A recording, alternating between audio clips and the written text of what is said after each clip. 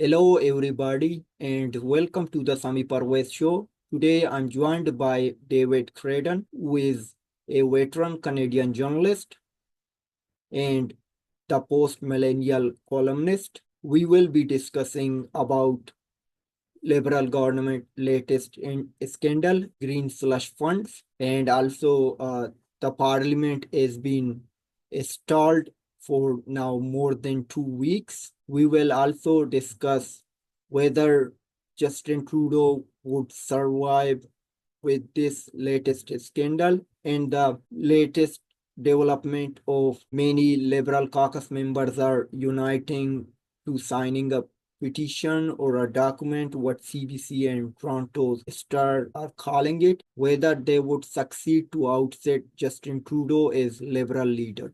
Is Justin Trudeau committed in the past that he would lead Liberal Party in the next election? Thank you so much, Mr. Krayden, for joining me on the Sami Parvez show, sir. It is always an honor and privilege for me to have you here. Well, thank you so much, Sam. It's always a pleasure to be here. Good. Thank you, sir.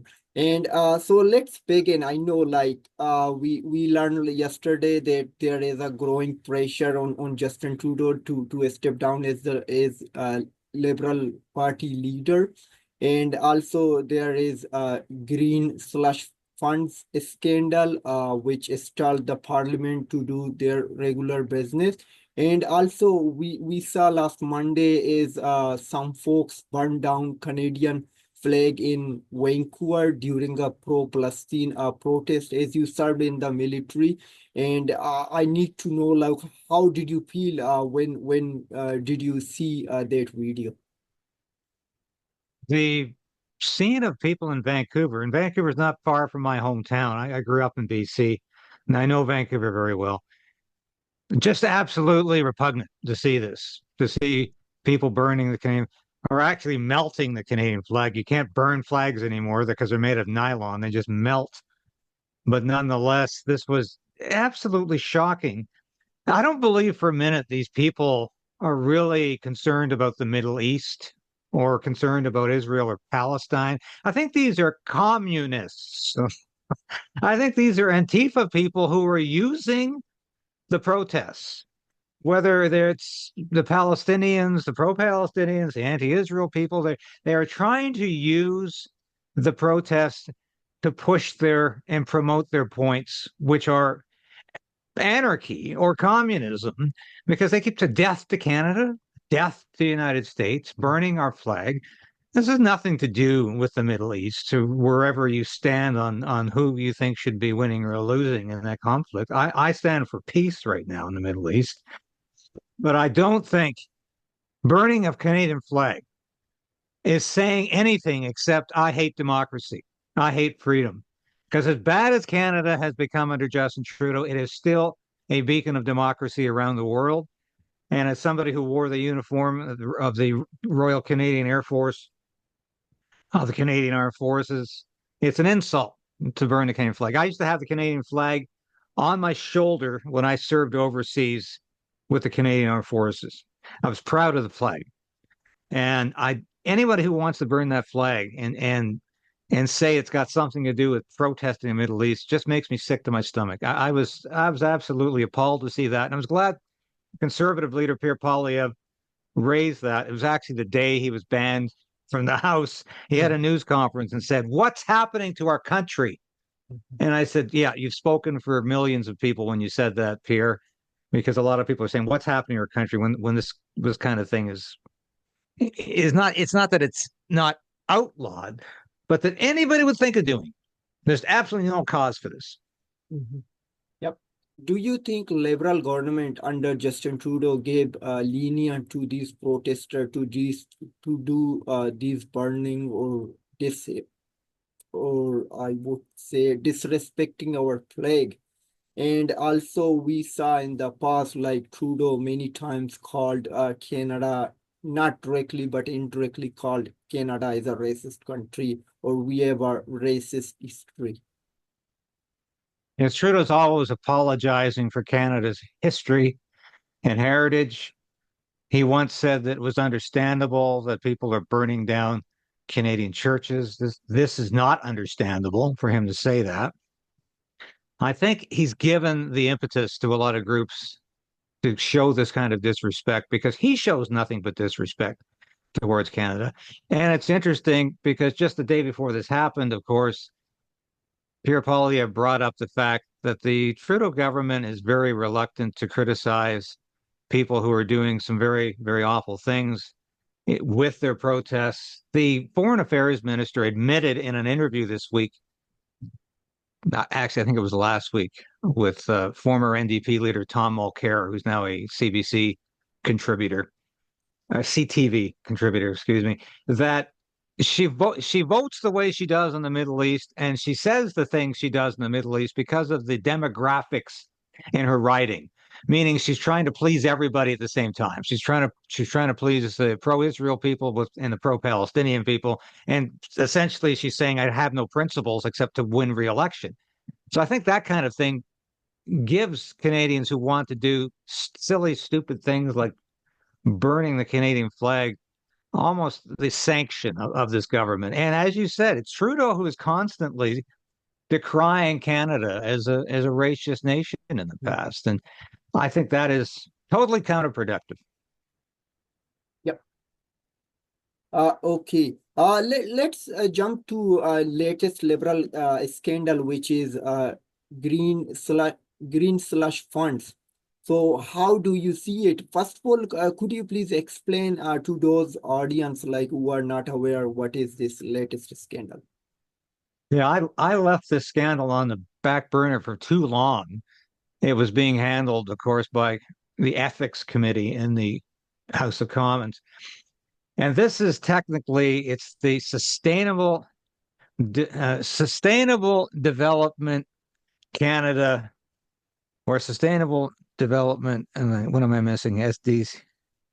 SBC. Sustainable Yes. Development Technology Canada. Yes. Yeah. And this is a crown corporation invented by not the Trudeau government, but taken over by the Trudeau government. And when they did so, they turned it into a haven for liberal donors and friends of the Liberal Party, friends of the Liberal government, to get contracts to produce or to propose green energy projects. When the Conservatives had a look at this and said, where are the hundreds of millions of dollars going? And they said, hey, these are all people who have connections to the Liberal Party. They're big donors. They're friends of Justin Trudeau, friends of the cabinet. And what are they proposing? In half the cases, these were crazy ideas or non-existent ideas or ideas that didn't even have proper proposals. They had no plan, and they were getting money for just proposing something that sounded green, that sounded like it was an environmentally good idea. And there was no accountability, no responsibility for the money being given up. And it was christened the Green Slush Fund at that point by the Conservatives on the ethics committee, who were looking at this agency and saying, how is it possible that all of this money is being given out without any accountability for projects that are just something that isn't even on paper? These are ideas that might never come to fruition. A lot of them can never come to fruition because they're nonsensical ideas. This is clearly about paying off supporters of the Liberal Party, the big time donors, as the Liberals have done in the past. This is a horrible scandal because it's bald-faced lies coming from the Liberal government about this, that there's nothing wrong here. Don't look at the elephant in the room. And I think this is indicative of a government that's lost its moral compass entirely. And when the Conservatives and the NDP and the Bloc voted for all of the documents relating to this, all be unredacted and sent to the RCMP for their information and potentially for prosecution, the Speaker agreed. And this is Greg Fergus, who in the past has been extremely reluctant to do any favors for the official opposition. And of course, at one time threw Poilievre out of question period because he called Trudeau a wacko, and just last week threw him out again, and told him not to come back for 24 hours because he dared to attack Melanie Joly. So I think the lesson here is that if Greg Fergus finds a problem, if the Speaker of the House finds a problem here, there's a problem because he's worried about his political future. And he's obviously concerned that if he doesn't do the right thing this time, it's going to have legacy problems for him. And I think this is a huge scandal that it might be the breakthrough in terms of bringing this government down on corruption. They have a load of corruption in the past that they have seemingly walked away from. Justin Trudeau has been Teflon for a lot of these scandals. I don't think this is one of them. If, in fact, the House of Commons continues for another 2 weeks, I'm not sure it will. But if it does, I think this is the scandal that could unite the opposition behind a non-confidence motion to bring this government down. Mhm. And are they going to provoke the parliament? That's a good question. I'm seeing a lot of folks saying that without any evidence because they're saying, well, somebody told me. I don't really buy that. And if somebody tells you that who's not close to Justin Trudeau, it can be taken with a grain of salt. Here's why I don't think Justin Trudeau wants to prorogue Parliament, because he's got so much legislation that would die if he prorogued Parliament. A lot of people don't know that. If he prorogues it till the spring, which would be the natural thing to do, he's not going to prorogue it till Christmas, and he's not going to prorogue it till February because they're on vacation anyway. He'll prorogue it till spring. If we come back in the spring, all that legislation has to be reintroduced. And there's a lot of that legislation Trudeau is banking on, especially the C-63, the online harms bill, that will censor the internet, censor you and censor me. Mhm. That's a bill Justin Trudeau really believes in. And I can't see him letting that one go. However, as you alluded to in your introduction, he's in trouble with his own caucus right now. And so the only way out for Justin Trudeau might be to put a pause. Like it's like watching a DVD and hitting pause. Mhm. He doesn't want to see the ending. So he pause the movie right now, and maybe things will get better by the spring for him. And that would be the only reason he would do that. But it's interesting, Sami. There's no mechanism in the Liberal Party to go to a leadership review or a leadership vote just because the caucus says so. So even if he has like 100 MPs or he has a clear majority, or even every last Liberal MP says it's time to go, Justin Trudeau, he doesn't have to listen to that and have a leadership review. He can ignore that. So he's safe. He's on safe footing. It's just a question of what he really thinks he wants to do. And the dynamics right now are just so incredible because the bloc is clearly deserting this government. It's not going to vote with them the next time. It's really up to Jagmeet Singh. If Jagmeet Singh decides, hey, I might be the official opposition, he knows he's not going to be the government. I mean, he's talking about the next government. He knows that's BS, but he could be the next official opposition leader like Jack Layton was, well, under Stephen Harper. It's very possible. And that might be good enough to save Jagmeet Singh's skin because the knives are out for Jagmeet Singh in his own party. He's been seen as an ineffective leader who has been in bed with Justin Trudeau and who has completely sold out the NDP. So he's trying to save his own political skin. If he decides to go against Justin, it might be a race against time here. Uh, but right now, I would like to know what Justin Trudeau is thinking. Coming back from a week away, trying to avoid all of this, and discovering when he comes back the knives are out for him in the Liberal caucus. Now, how is he going to look at that? Does that mean prorogation next week? Does that mean he's going to fight for his political life? I don't know. It's interesting. I don't right now though. I'm not seeing real evidence that he's serious about proroguing things, but that can change. I have seen governments. When I worked on the Hill, I have seen decisions made about proroguing Parliament made over lunchtime, almost literally. That's how quickly political decisions can be made.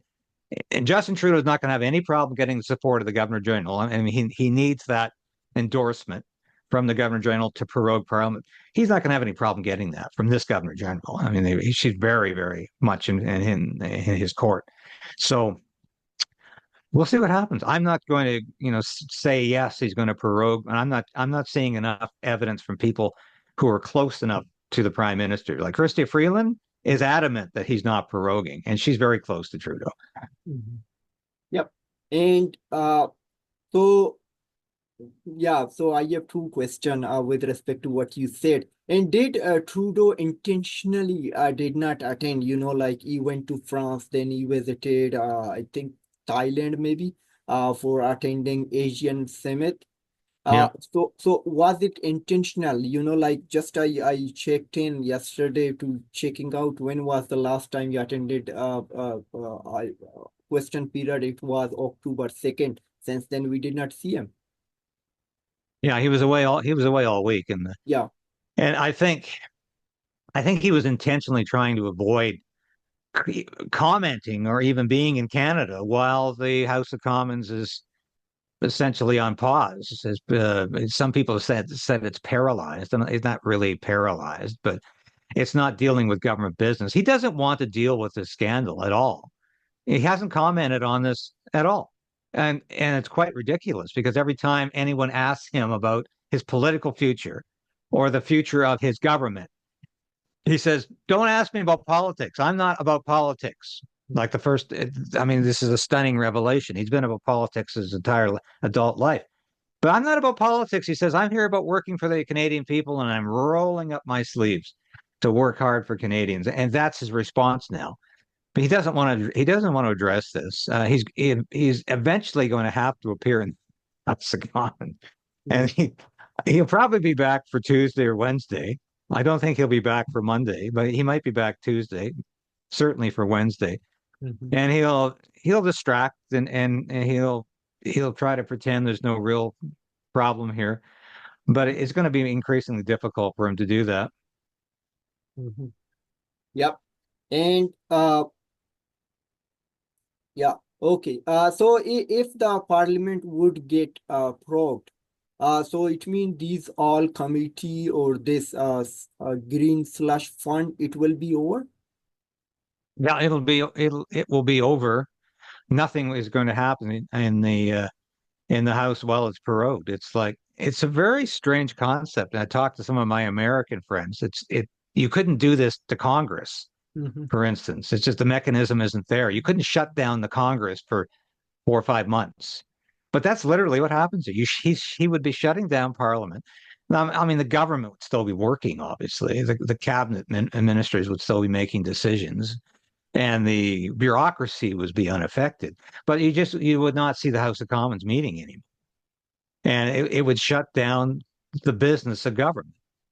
And that is a strange phenomenon to have in a democracy, and it shouldn't. It's a mechanism that is very old, but it's been used 3 times now in the past 15 years. Mhm. And it's something I think that's potentially very dangerous because we don't want governments that far away from accountability. So it would not shut down, the Canadian government. It would shut down the democratic the democratic representation that we have in the House of Commons. That would be shut down. And I and of course all the legislation, as I said, would die with it. And that's the most controversial thing for Justin Trudeau. That's the only thing nagging him right now Mhm. in terms of, do I prorogue or don't I prorogue? It's about, can I get this legislation passed in 6 months?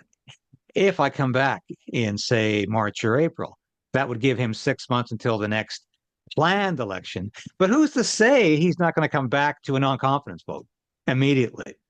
That's very possible. And if the polls remain the same, with the Conservatives 20 points ahead of the Liberals, and the NDP beginning to inch ahead of the Liberals in some polls. I don't know if you've noticed this. Some of the polls are showing the NDP in the second position, meaning Jagmeet Singh might be getting some traction with appearing to be independent of Justin Trudeau. The NDP might be getting some dividends for this.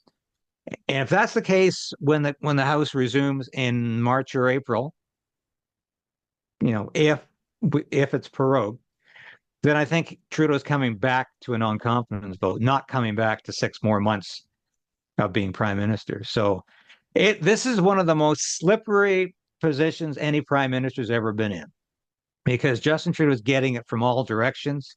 He's scandal laden. He's got legislation on the board that would die that he doesn't want to die. This is serious stuff for him. He's got a caucus revolt that's getting bigger, and he's got an opposition that is increasingly united. And it's a recipe for disaster for Justin Trudeau. He's gotten out of these situations similar to this in the past, but never a situation exactly like this. This is very bad political tea leaves for Justin Trudeau. Mm-hmm. Yep. And do you think these MPs, like Liberal caucus member Justin Trudeau, like MPs, like those maybe like backbenchers, but would they be succeed to outset Justin Trudeau? Well, it always starts with the backbenchers, and because the cabinet has to be very careful about showing lack of solidarity with the prime minister. I wouldn't doubt there are some cabinet ministers who want Trudeau out. Mm-hmm. And I think potentially you might get three or four of them signing this petition, as it is. The CBC is calling it a letter. Yeah. But this is really like a petition of Liberal MPs signing this thing. And apparently it's gone to 2 pages now. Yeah.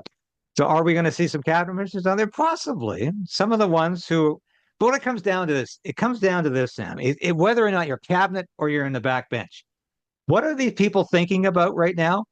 Getting re-elected. It comes down to that basic thing because having been around politicians most of my adult life, I can tell you the first thing they think about is how they get reelected the next time. As soon as they get elected, they think about getting reelected.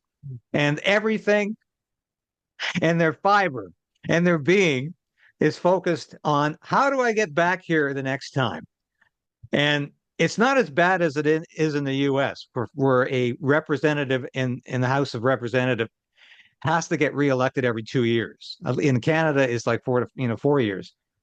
But that's what they're focused on. And that's what a Liberal MP is focused on. How do I get reelected? Am I going to get reelected if Justin Trudeau is at the helm? They're not worried about, am I going to stay in cabinet? They're worried about, am I going to stay in the House of Commons? Because this is a pretty good job. And I'm getting very good money. A lot of them would not be paid half of that if they had to live in the real world. And that's what they think about, getting reelected. And it's totally political. And if it means taking the knives out against Justin Trudeau, they're prepared to do that because it's their future, not Justin's future. He's been there for 9 years. He's had his time in the limelight. It's time to go. Justin, can't you understand that you're impeding the party, you're impeding our potential for being reelected. Time to go. And that's the simple equation for most of these guys and women. Mm-hmm. Yep. And but again, I'm going to ask you same question. Will they succeed? Will the caucus revolt succeed? Yeah. I I don't believe it will succeed. I think Trudeau will ignore it as much as possible and change the channel somehow. So I'm hoping it will succeed. But right now I think one of two things will happen. I don't think you're going to see a caucus revolt galvanize enough support in time. I think Trudeau will either prorogue or will have a non-confidence vote. And I believe it's still very possible to have a November election, like a mid to late November election. I think that is highly possible. And the House is so volatile right now that could happen. But I don't think we have enough time for this caucus revolt to come to fruition. If we had another 2 or 3 months, I think it would come to fruition. But there's not enough time, and I do believe one of those two things will happen within the next 2 weeks. It's very volatile period in the House right now. Mm-hmm. And And like I was reading a report which suggested that when Trudeau got elected, he changed some rules. Like we have in Conservative Party, the caucus members can do a voting, then outset their leader. What we saw with Aaron O'Toole. So I think there is no mechanism in the Liberal Party because of Justin Trudeau. Is it true? Yes, it's true. It's entirely true. It's a reverse in the Conservative Party. It's very easy to get rid of a leader. A caucus revolt is almost automatic, and that's how Pierre Poilievre got there. People were fed up with Aaron O'Toole, and he Mhm. was gone. But there is no, as I said at the beginning, there's no mechanism in the Liberal Party constitution to get rid of a leader simply because the caucus doesn't want him. And that is contrary to parliamentary tradition, not only in Canada, but everywhere. I mean, everybody knows that in Great Britain, just before the Second World War, Neville Chamberlain was removed as prime minister because a vast majority of conservative MPs thought his policy of appeasement wasn't working. So the caucus kicked out Neville Chamberlain and he was replaced by Winston Churchill. And that's actually that was during the Second World War, just at the very beginning of the Second World War in 1940. So that's what happens when the caucus revolts traditionally, but not right now at the Liberal Party. No, it's not the same game plan at all. So, like I say, he could weather the storm. It just depends where the media goes sometimes. And if Trudeau loses the support of his lapdog media, it becomes very difficult to read those headlines every day, to see those interviews every day, and become increasingly isolated. And that's what some leaders become when they are unpopular with their caucus. They become isolated and they feel like I'm alone. Now, Justin Trudeau has such a massive ego, such a sense of self-importance, so narcissistic. He's emblematic of narcissism. Would he withstand that and say, I can do it because I'm just Justin Trudeau? I'm so important. It's possible. But like I say, we've got too much going on. It's out of Justin Trudeau's hands right now. He's no longer controlling it. And I guess that if I can make one point, but I don't know if anyone else has made this point, he's lost control of the political process. And that's why he's saying, I'm not about politics. I'm about governing. I'm about being prime minister. I'm not about being the leader of the Liberal Party anymore. I'm about governing because he's pretending politics don't matter because he doesn't control politics anymore. And he always has. Whether it's because of his hair or his socks, he's always controlled the political process in the Liberal Party, and he no longer does that. He's lost control of that. Mhm. And what's your prediction? Are we going to have an election next month? Yeah, I'm still saying that. My gut says that because I've been watching these things for so many years. I don't have a very good crystal ball. I do think the mechanics are there, the dynamics are there for a November election because of all the reasons I've listed, because he's losing caucus control. He's losing the support of the other opposition parties that have always saved his skin in the past. He's it's either prorogue or have an election. And I really think Justin Trudeau would ultimately rather have an election and stay on rather than prorogue and come back and face a non-confidence in the spring. But it's I think we'll have a November election. Yeah. Okay, let's wait and watch to see if we have an election in November. It is always, sir, great to have you, Mr. Krayden, my friend. So I know like you are a busy man, but still you take time for me. Sir, it good to have you and wishing you a very happy weekend. Well, thank you, Sammy. And anytime, always a pleasure to come back. And best of luck with your show. And I'll give you this word of encouragement. Don't worry about the numbers. You are growing and you'll continue to grow because you've got a show that's quality and it's quality that lasts and it's quality that matters in the end. So keep up the good work. Thank you. Thank you so much. See you soon. Yeah, see you.